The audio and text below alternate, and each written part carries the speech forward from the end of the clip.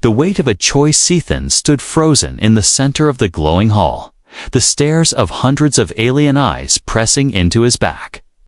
The High Elder's voice still rang in his ears. Choose now, or lose them both forever. His heart pounded like a war drum. He glanced at Lyra, the older sister.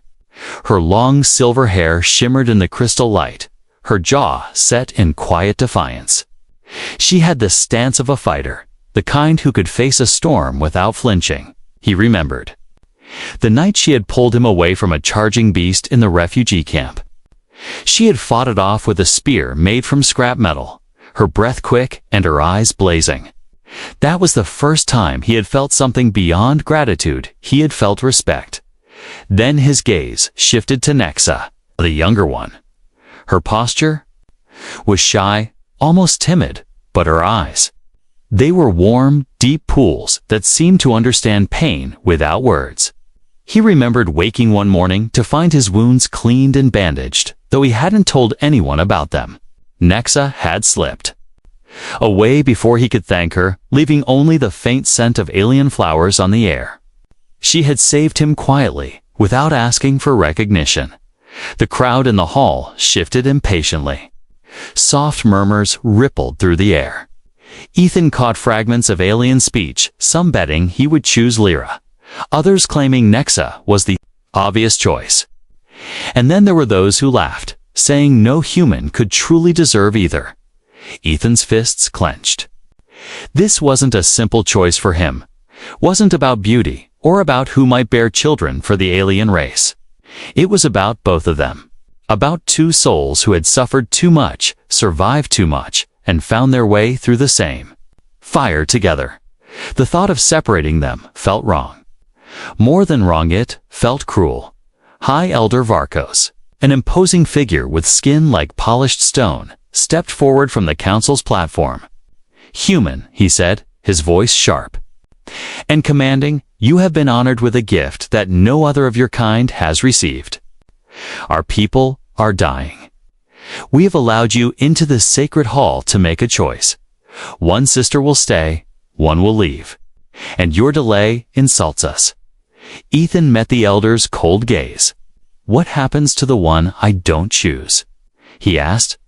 The elder's eyes narrowed. She will be sent to the outer colonies. Work camps, perhaps? Other uses. His words were heavy with threat.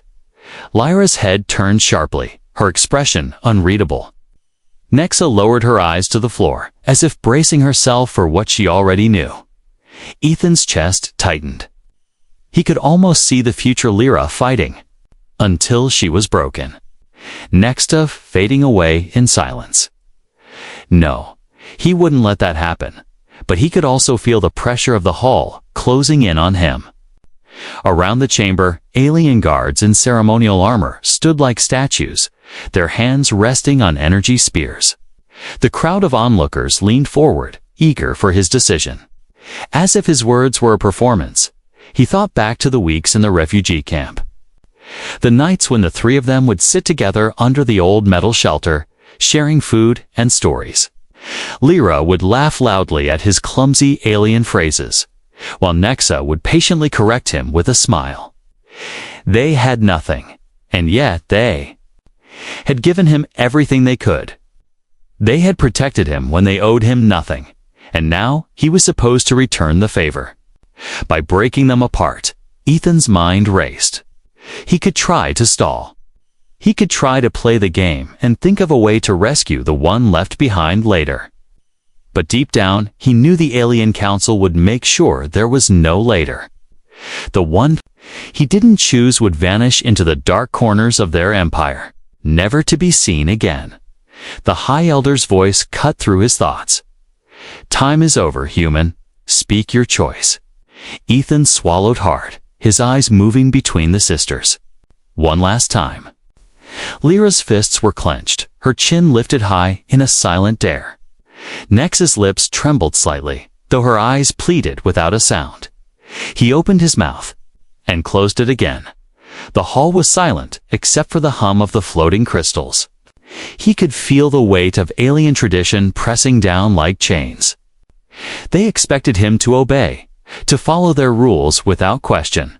After all, he was just a human outsider. To them, his role was simple: obey and serve. But Ethan had never been good at obeying. Inside his chest, something hardened.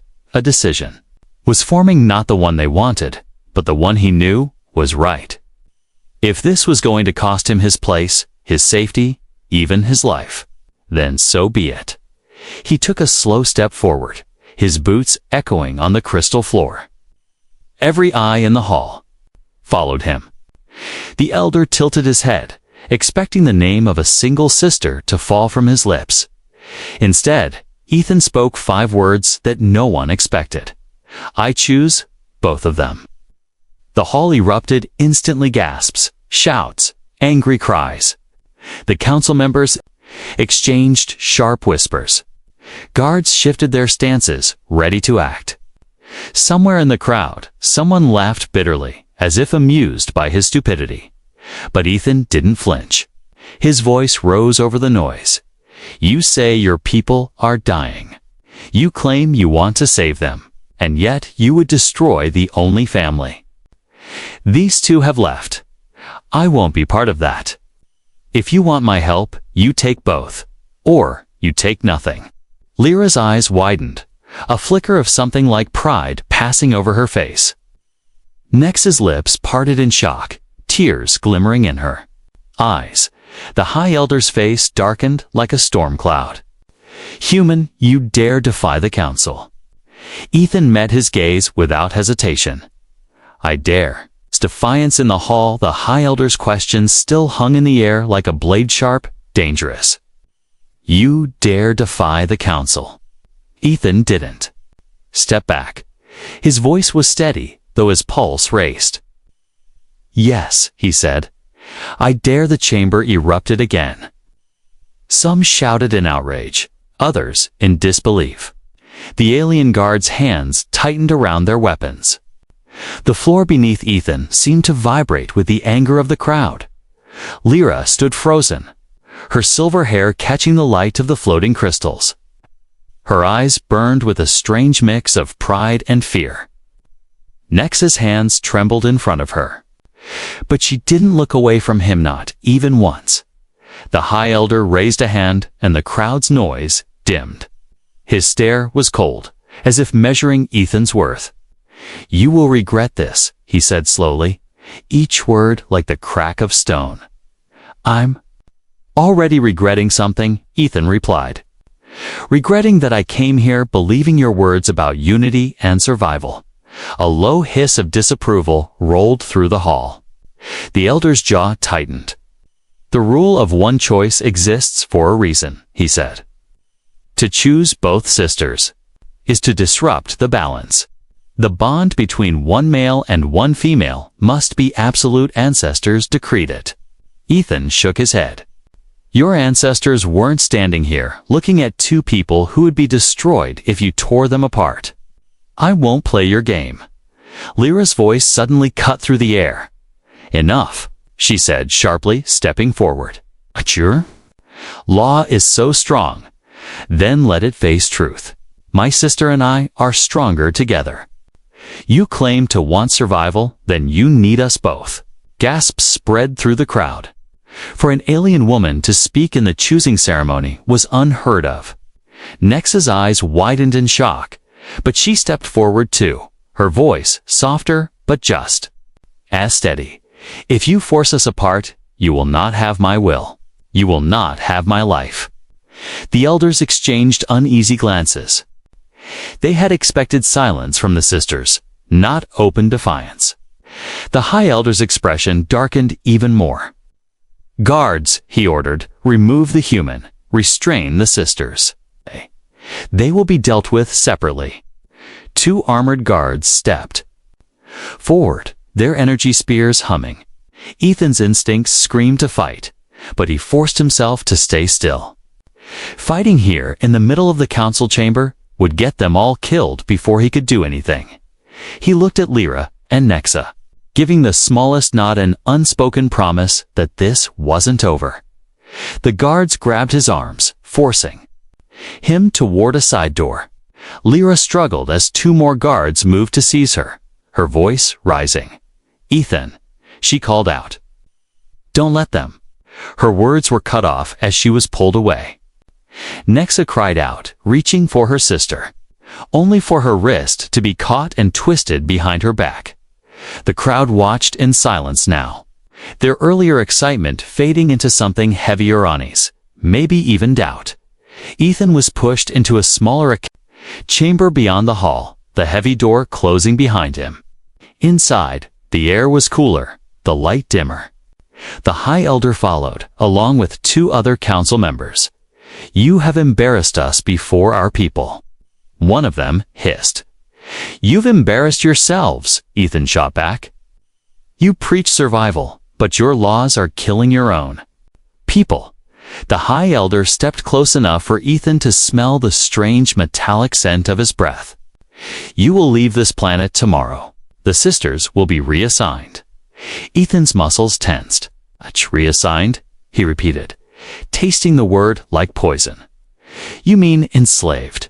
The Elder's eyes narrowed. "Call it what you will. Our law will be upheld, and if you interfere, you will disappear." Ethan's mind raced.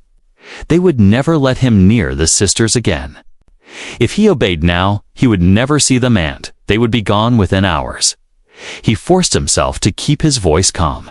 "Then you'd better keep a close watch on me," he said. The Elder didn't reply.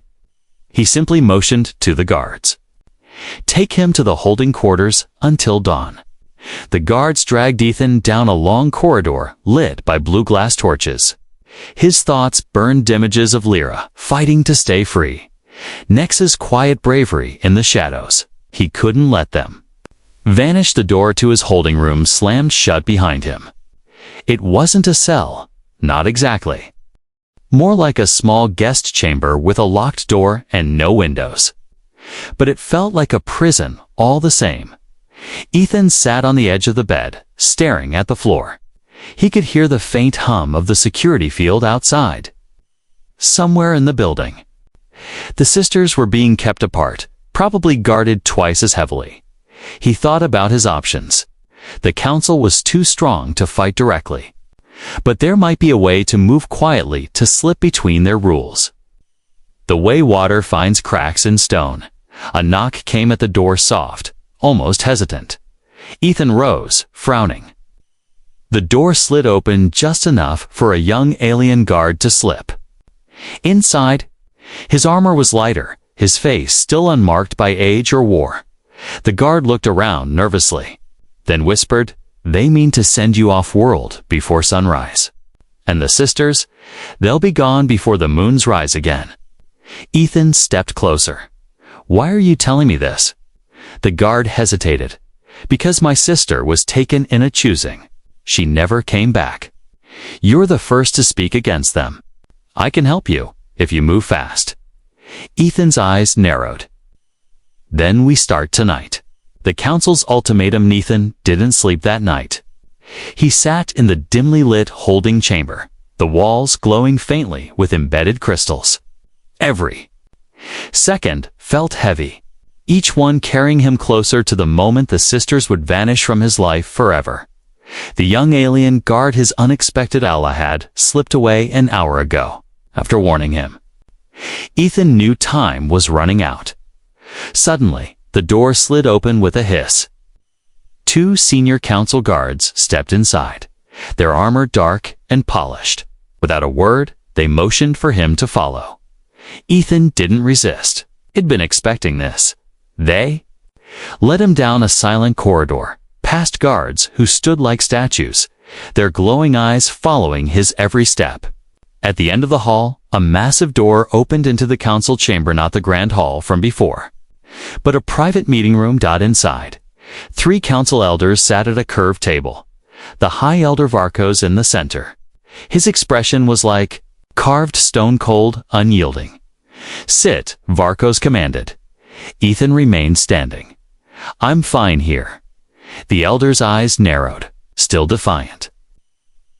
Varkos leaned forward, his voice low but sharp.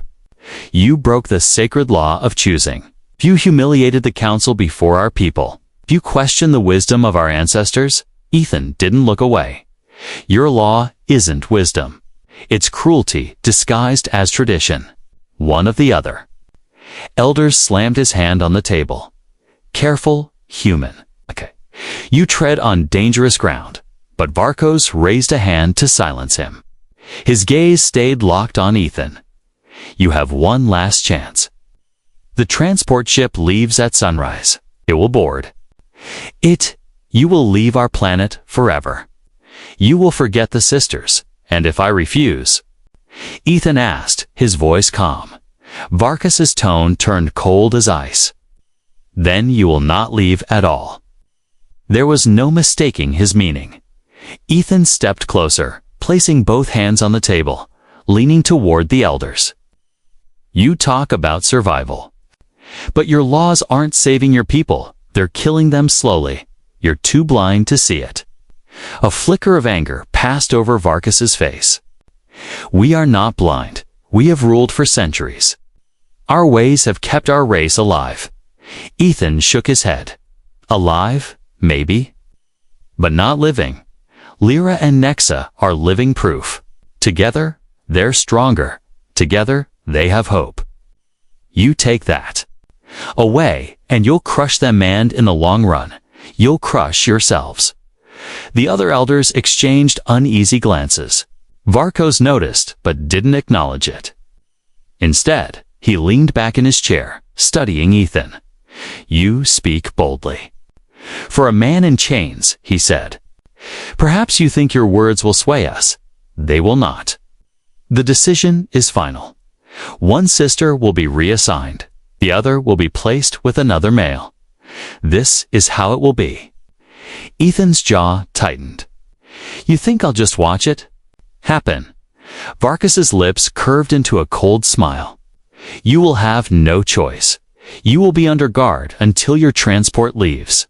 And as for the sisters, they will be moved tonight under heavy escort. You will never find them, Ethan said. Nothing. His silence wasn't agreement, it was calculation. Varkos mistook it for defeat. Take him back, the elder ordered. The guards grabbed Ethan's arms, pulling him toward the door. But as they reached the hallway, Ethan's mind was already working tonight. They're moving them tonight, back in his chamber. Ethan sat on the bed, replaying every word the guard had told him earlier. The young alien had offered help, but how much help could he give against the council's full force? As if summoned by his thoughts, the door clicked softly. The young guard slipped inside again, his eyes darting to make sure they were alone. They'll move the sisters in less than an hour, the guard whispered. Separate routes. Liora will be taken to the war barracks outside the city. Nyra to the shuttle bay. Ethan stood instantly. Then we have to split up to save them both. The guard hesitated. I can't be in two places. I'll take Nyra, Ethan said quickly. You find Liora, get her out of the barracks, and meet me at the old smuggler docks. The guard's brow furrowed. Smuggler docks. That place is exactly where they won't expect us to go, Ethan finished. The young alien nodded reluctantly. Fine, but once we're there, we'll need a ship.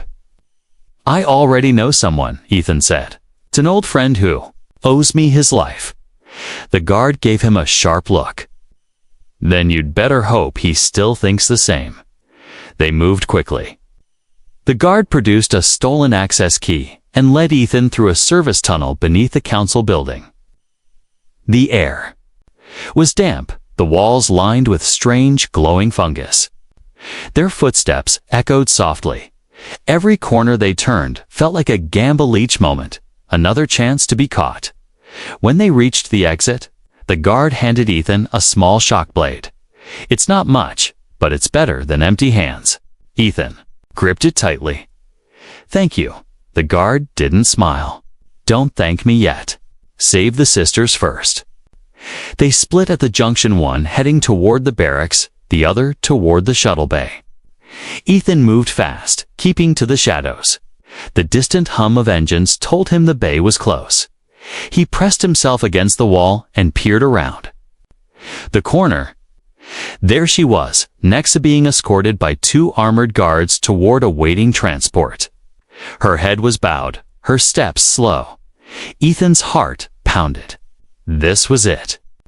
One wrong move, and it would all be over.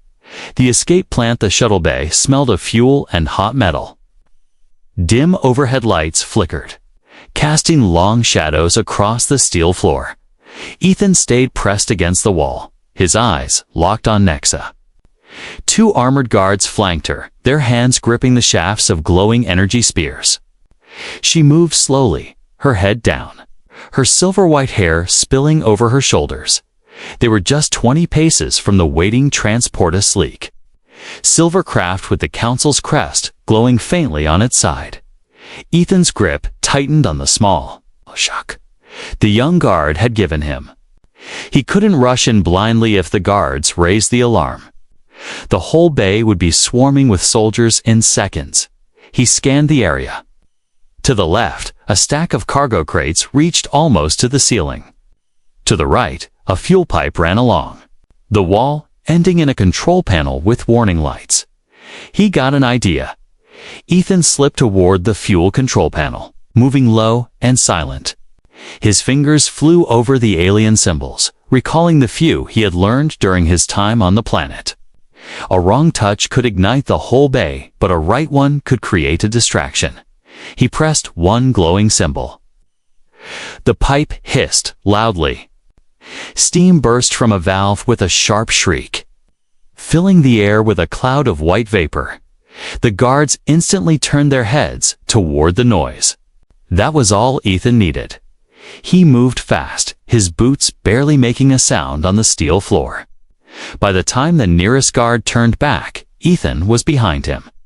He struck with the shock blade, jamming it into the seam between the guard's armor plates.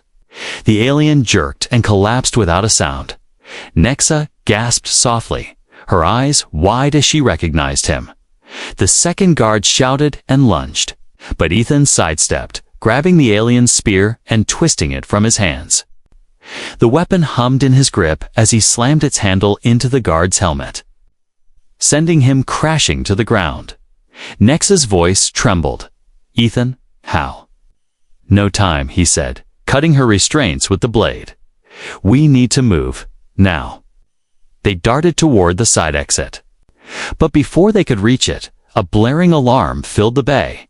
Red lights strobed from the walls. Somewhere in the distance, shouts echoed more guards were coming. Ethan grabbed Nyra's hand and pulled her behind the cargo crates. "We've got to get to the docks," he whispered. She nodded quickly. "Liora, she's with our friend," Ethan said. "We'll meet them, Nyra. We can get past the patrols." They ran along the narrow path between the crates and the wall, heading for the small maintenance door on the far side of the bay. 2 guards appeared suddenly, blocking the way. Ethan didn't stop. He charged at the first guard, swinging the stolen spear in a wide arc. The blow knocked the alien off balance, giving Nyra just enough time to grab a loose metal rod from the floor and crack it against the second guard's leg. The alien howled, dropping his weapon. Nyra kicked it toward Ethan, who grabbed it and sent a blast of energy into the wall. The explosion tore open the door's locking mechanism. They slipped through the gap, just as more footsteps thundered into the bay.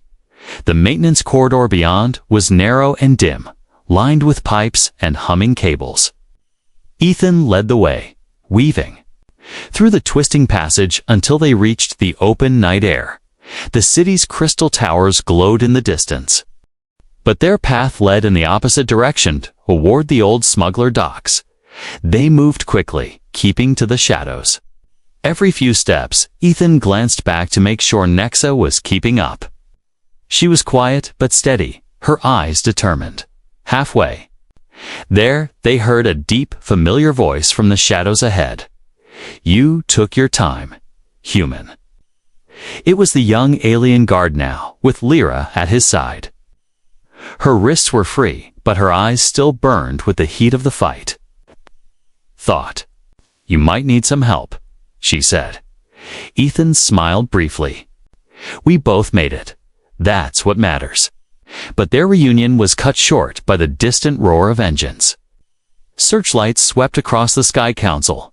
Patrol ships were hunting for them. The guard motioned urgently. "The docks are this way." "Move." They sprinted down the narrow alleys, the scent of salt water and rust growing stronger. At last, the old smuggler docks came into view, rows of battered ships moored in the shallow waters, most of them looking barely functional. At the far end, under a dim lamp, stood a squat, broad-shouldered alien with a scar down his cheek. He leaned casually against the ramp of his old freighter, chewing on something that smelled faintly of spice. When he saw Ethan, his grin widened. "Didn't think I'd see you again, Earthman." Ethan didn't slow. "You still owe me, Bren." "I'm cashing in." Bren's gaze moved to the sisters, then to the patrol ships growing closer in the distance. His grin faded. "You're in trouble. Can you fly or not?" Ethan snapped. Bren's eyes narrowed. "I can fly, but it won't be cheap." Ethan stepped closer, his voice low. "If you don't, they'll kill all of us before sunrise. And you'll lose your favorite debt." Bren sighed, then slapped the ship's ramp. "Get in." "But once we're in the air, we're even." They ran up the ramp as engines roared to life. The sound of shouting guards echoed from the pier searchlights already sweeping the docks. The freighter's hatch slammed shut, and Bren's voice growled over the intercom. "Hold on, this is gonna be rough." The ship lifted, the pier dropping. Away beneath them, blaster fires streaked past the windows. The sisters held on to Ethan, their eyes wide but unafraid. For the first time that night, he allowed himself a breath of relief. They weren't safe yet, but they were together, and that was enough to keep him moving. Flight through the crystal waste, the freighter's engines roared like a wounded beast as it shot up into the alien night sky. Inside the cramped cabin, the air smelled of metal and old oil. Ethan stood behind the pilot's chair, watching the view through the front screen as the city's lights shrank behind them. Bren's thick hands gripped the controls tightly. "We've got 2 patrol ships on our tail," he growled. "Fast ones. If they get a weapons lock, we're done." Ethan glanced at Lyra and Nexa, who were strapped into the worn passenger seats. The sisters were calm, but their eyes never left the dark sky behind them. The faint blue glow of the patrol ships was already visible in the distance. "Then don't let them get a lock," Ethan said. Bren shot him a sideways glare. "You think I'm not trying?" The freighter banked hard to the left, the force pressing everyone against their seats. Through the window, a strange glow began to rise from the horizon, jagged field of giant crystal spires, each one towering hundreds of feet into the air. The crystal wastes. Ethan had heard of them before, an ancient, deadly stretch of desert where the ground was split by sharp, glittering peaks. It was beautiful and lethal at the same time. Bren pointed. "We're going in there. They can't match our moves in close quarters." Nex's voice was soft but certain. "It's dangerous.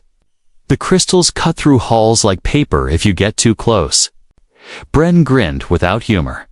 "Then we don't get too close." The freighter plunged into the maze of spires.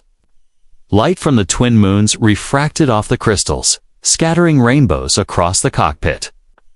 The spires jutted from the desert floor, at impossible angles, some leaning toward each other like frozen waves. The patrol ships followed, weaving clumsily through the glittering labyrinth. "Faster," Ethan urged. "I'm already pushing her." Bren barked, flipping a row of switches. The ship vibrated, the old engines groaning under the strain. Behind them, one of the patrol ships miscalculated a turn. Its wing clipped a crystal spire, and in an instant, the sharp edge sliced through the metal. The ship spiraled downward, vanishing in a burst of flame against the desert floor. "One down," Lyra said under her breath. But the second patrol was still there, closing the gap. Blaster fire lit up the cockpit, one bolt glancing off the freighter's side and making the hull ring like a bell. "They've got range," Ethan shouted. Bren slammed a lever forward. "Hold on." The freighter dove sharply, skimming just above the desert floor. The ground here was cracked and uneven, littered with smaller crystal shards that glittered like teeth. The patrol ship followed, firing again. This time the bolt seared across the ship's tail. Warning lights flashed on the control panel. "We can't take many more hits," Bren warned. Nyra leaned forward suddenly. "Go right. It's a narrow pass between the spires. It will hide us from their scanners." Bren glanced at her. "How do you know?" "I grew up near here," she said simply. "Trust me." Without hesitating, Bren swung the freighter toward the pass Nyra had pointed out. Two massive crystal towers rose ahead, leaning toward each other so closely that they almost touched. The space between them was just wide enough for the ship to squeeze through. The freighter shot into the gap. For a moment, the patrol ship hesitated, its pilot uncertain. Then it followed, but its wider wings scraped the crystals with a screech. The spires trembled, and massive shards broke free, tumbling down like falling knives. One shard slammed into the patrol ship's cockpit, and in a flash of fire and smoke, it was gone. Bren let out a rough laugh. "That's both of them. We're clear." Ethan didn't relax. "For now, the Council won't stop. They'll send more." The freighter climbed out of the crystal wastes, the endless glittering field fading behind them.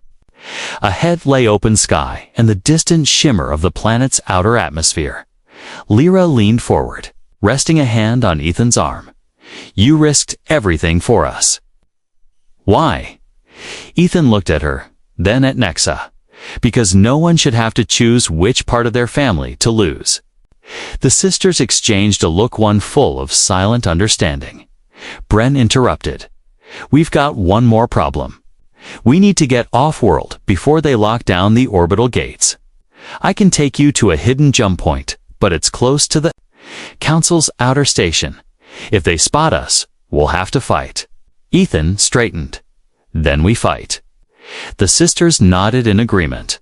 Bren smirked faintly. "I like your style, human. But let's hope we're fast enough that we don't have to test it." The freighter's engines roared again, pushing toward the dark edge of the sky where stars burned like scattered diamonds. A new beginning, the freighter rose higher and higher, the pale curve of the planet spreading out below them. Stars glimmered above like scattered shards of glass. Bren's thick fingers danced across the controls, guiding the ship toward a dark patch of space. "That's the hidden jump point," Bren muttered. "But it's close to the Council's outer station. If they've spotted us, we'll know soon." Ethan stood behind him, scanning the view. Lyra sat near the cockpit doorway, her eyes constantly shifting to the sisters' shared reflection. In the glass, Nyra sat beside her, quiet but alert, one hand lightly touching her sister's arm as if to make sure she was real. They had survived the Council's hall, the holding cells, the shuttle bay, and the crystal wastes. But the danger wasn't gone. It had simply changed shape as the freighter approached the jump point. A sudden beeping erupted from the console. Bren cursed under his breath. "They've locked on." "Patrol from the station." Ethan leaned forward. "How many?" "Just one ship. But it's bigger than ours, and it's got heavier weapons."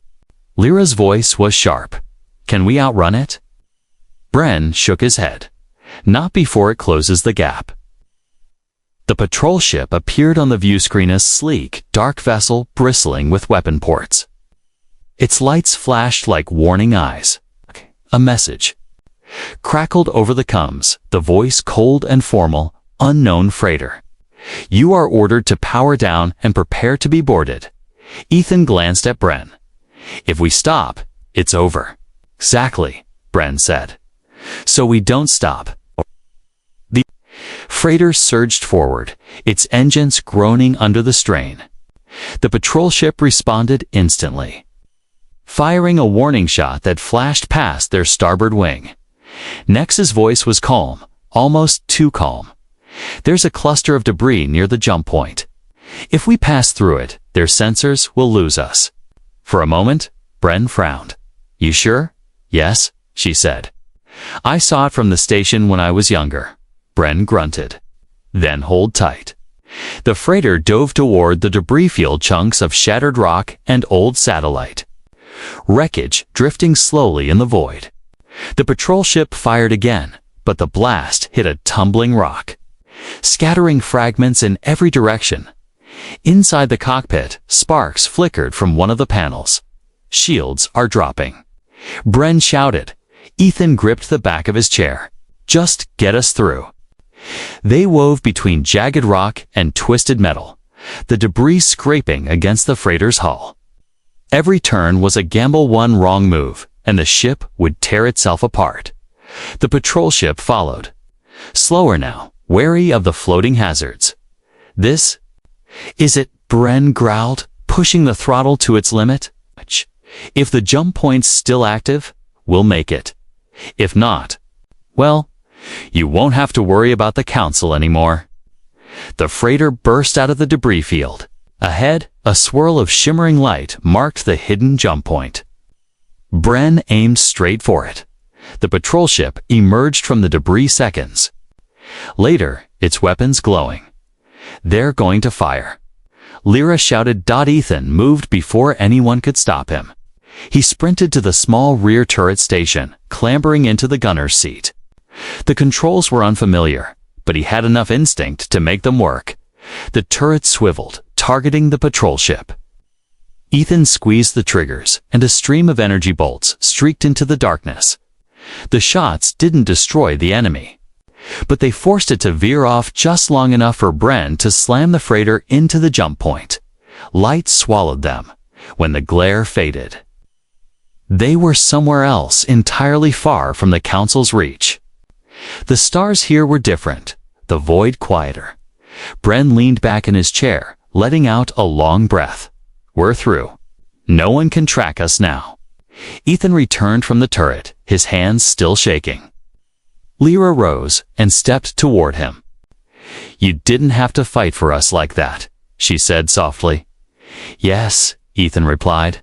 I did. Nexa smiled faintly, her voice barely above a whisper. No one has ever chosen both before. Ethan met her gaze. Then maybe that's why it needed to be done. The sisters exchanged a look of silent agreement that whatever happened next, they would face it together. Bren interrupted with a rough chuckle. All right, lovers and heroes, where do you want me to drop you? I'm not running a tour service. Ethan looked at Lyra and Nexa, someplace far from the council. A place where you can live, not just survive. Bren smirked. I know a few worlds like that, but they're not easy. Ethan smiled back. Nothing worth having ever is. Hours later, the freighter floated in the soft light of a distant sun, approaching a green and blue world untouched by war. From orbit, it looked peaceful a place. That could be home. As they descended through the clouds, Lyra leaned against Ethan's shoulder, her voice steady. This is a beginning, isn't it? It's the best kind, Ethan said. Nex's hand found his other one. We'll build something here. The three of us. Bren's voice came over the comm. Welcome to your new life. Try not to make enemies. This time, human. Ethan laughed quietly. No promises. The freighter touched down in a quiet clearing surrounded by tall, silver-leafed trees. The air shimmered with strange birdsong. For the first time in what felt like forever, there were no guards, no laws. No one telling them they couldn't be together. They stepped down the ramp.